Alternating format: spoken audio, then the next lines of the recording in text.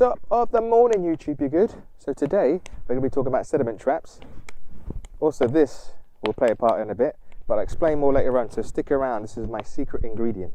So come with me and let's digress. We got the sun on our backs right now. Ooh, I'm loving it. I can't really feel any heat though. Kinda internally in my head, but it's just like it's nice to feel that glow. Anyways, sediment traps, what are they? So some people use them to kind of mitigate and kind of slow pollutants from coming into their land. For example, let me explain if I were to live. Say like, for example, we have a road here. Cars drive up and down, but in the summer about 5 cars maybe drive past. Winter time, maybe about 3 if you're lucky. So imagine I live down here in this duck coop and I want to slow the runoff. Imagine this was like a highway and all this pollution, pollutants would come down and wash down. I wouldn't want that to end up in my water system down here, would I? I'd want to kind of mitigate it. Let's say if I had like a water tank or trying to kind of, or I had a well or something. So plus you don't want your kind of these pollutants to kind of end up leaching into your land, because it will just, imagine you've got plants growing, you've got crops, you're going to potentially eat this stuff. So what I would do is put in a trap. I didn't put sediment traps in just to stop pollutants because there's hardly any cars here. I live in one of the most freshest places on earth. But I have lots of ducks, and imagine, well, ducks like ponds. So I had one big duck pond, but then I was like a bit like, it's like a kid goes to a play park, he's not just going to play on that one thing, is he? Or she? They're going to run around and go all over the place. So that's why I created, and plus I like it, keeps me fit. And there's many reasons as to why I like doing it. It's like a nice bit of Earthworks. It keeps the water here. You can see the guinea fowl kind of having a drink from one of the wells, or the sediment traps as we speak. So let me flip you around and we can talk about all the traps that I've made over the time. And coming up soon, I will dig one for you guys live for you guys to see, and how I do it and how I get down and dirty, because it's such a great pastime for me. So we're in. Let's just take a second to appreciate this place today. It's nice and calm. What's that, Minnie? Ducks are funny. They eat and they like to nap. Especially muscovies, they're very lazy. So, let's talk about my little traps just down here. So we walk across here, it's muddy time of year this time. Don't really mind it. It's all good, ducks are happy. Mud makes ducks happy. So this, I wouldn't exactly call it a sediment trap, okay? It's a bit of a vernal pool / sediment trap. So I dug this because I saw the water start to pile up and the ducks were having a good old fun here. So I just chiseled away just to kind of create, because come winter time this will fill up a lot. I could even create a dam here just to make this fill up a bit more, but that's another stack. We should do that with my son. But yeah, you can see the bit of sediment that kind of pulls up here, and you can see a bit of duck action just down here where they kind of put their bills in and waddle down and aerate the place. That's what ducks do best.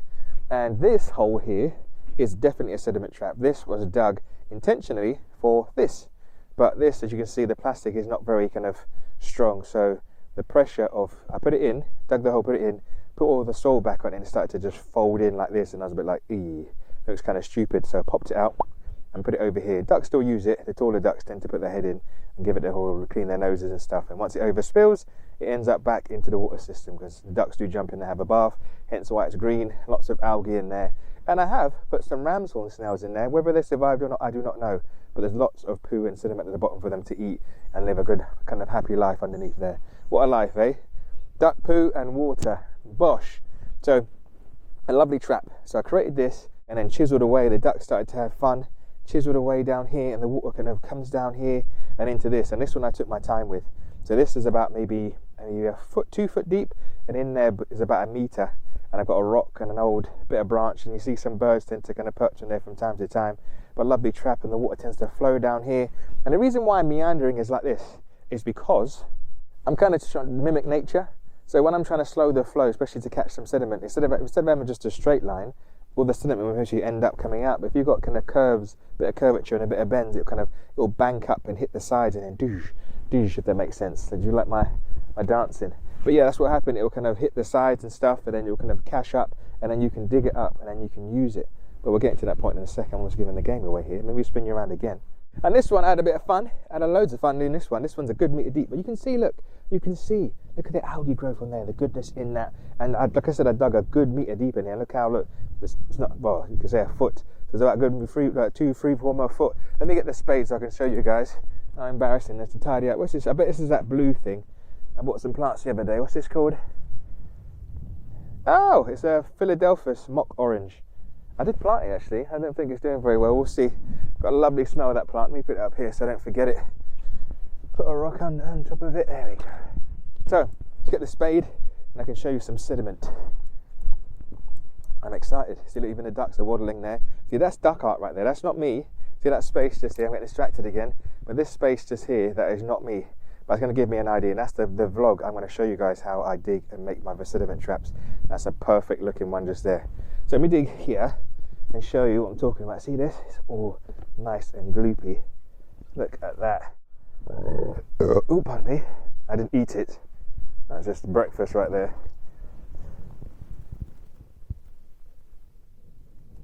I can't really smell it. The wind's blowing strong and my nose isn't exactly the best right now. Why can't I smell it? That's kind of a good thing. But I know the ducks have been here, so sometimes it gets a bit of egginess. There's a lack of aeration, but just look at that gloop. That would be, oh my god, oh mate. So this bit is, I didn't create this space. This was the predecessor. I think this is exactly the same. There was a piece of corrugated on this patch, and I was thinking, what is this?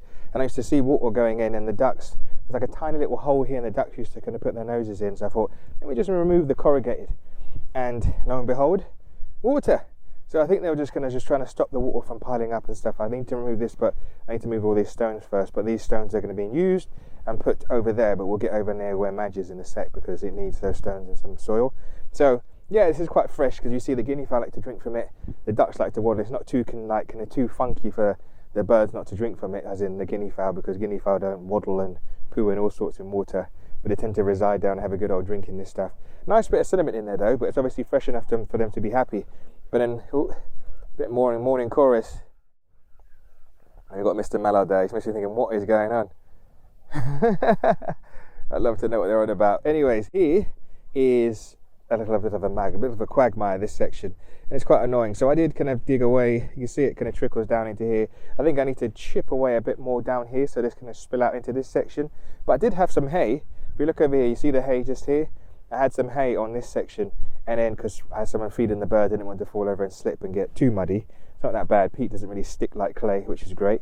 So put some hay, but then what happened is it got kind of, I removed the hay, but it broke down anaerobically, and it kind of looked a bit, it stank, and worms will like it. Worms don't really mind anaerobic or aerobic, but I prefer aerobic because it doesn't smell so bad.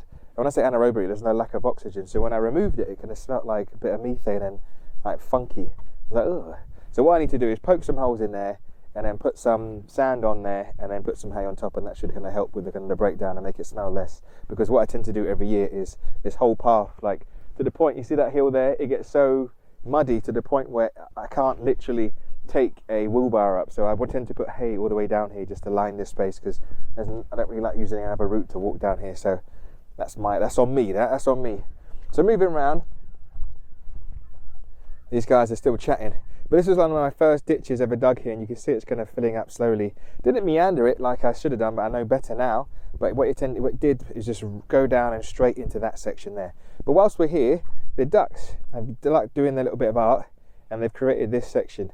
So what I might do, and I dug that ditch there as well. So what I might do, you see the grey duck here, is dig and chip away like I've done here with the sods, and then flip and make a bank all the way around here basically, and then chip away all the grass, create like a lovely mound, and then excavate and make another sediment trap just here. But with the excess soil, is I'm going to take this soil and then place it, how much we put it down here as well, but just down here. So ducks are very good at breaking down dams, and beavers are very good at building them. But you can see this section here, I did not do that. I wouldn't have made a pond right up to the pallets. Like, there's going to be some level of subsidence soon. So what I need to do is get those rocks which we've talked about and then place them along this section and put loads of soil on top, so it'll stop the ducks doing that. You can see they've just literally, they weren't that big. I'll see if I can find some pictures and put them on the side, but they've literally made this a lot bigger, and this is where the water wants to reside and end up that way. But we'll get to this section in a mojo. But look at Mr. Mallard. I'm so glad I kept one mallard to make friends. Look, you joining in, mate. Everyone's happy. It's nice and snug in there too. I'm sure he's learning their ways. The only one who can quack. I can hear the fire kicking off. Anyways, moving around here. So this is I will film this. I'll showcase this for you guys. So on the vlog, what's it? I'll give them some bananas. You guys love banana, innit? But on a drone shot just now, I'll show you all these veins and tributaries and arteries that are kind of coming off here. Like, it's all kind of like, it looks beautiful. I love it. It's like, it reminds me of Edible Acres, the way he would chip away. Sean and Sasha, I've never seen their page, honestly watch it. They know about chickens and they love about Earthworks and Waterworks. Inspired me even. So, chip away. What I'm going to do in this section is chip and exaggerate these beds, because these are like kind of little certain beds here, and I'm going to put a line of trees across this section. There's my IBC blowing up. I keep pinning it down, it keeps getting blown away. If I leave it there, it's kind of stuck on there. So, and chip away. So chip, flip, chip out, and kind of exaggerate these beds, and then it will kind of encourage the water to flow a bit more. Obviously, it's still going to flow, but flow a bit more directly. And you can see the predecessor had like lots of channels coming down here. Here's the good old electric danger keep off. I'm sure it's still got life in it. It's feel funny standing here to think like that. But yeah, so chisel away here and make it like kind of, and that's why I did this. I did this in October. I dug this. You get that massive rock. You stand in it. Take my weight. Yeah, stand in it. So I dug this, and it's a good like maybe 2 foot deep. And I put this here just to kind of slow the rock down on the pallets. And the reason I've done this is because this is north facing, and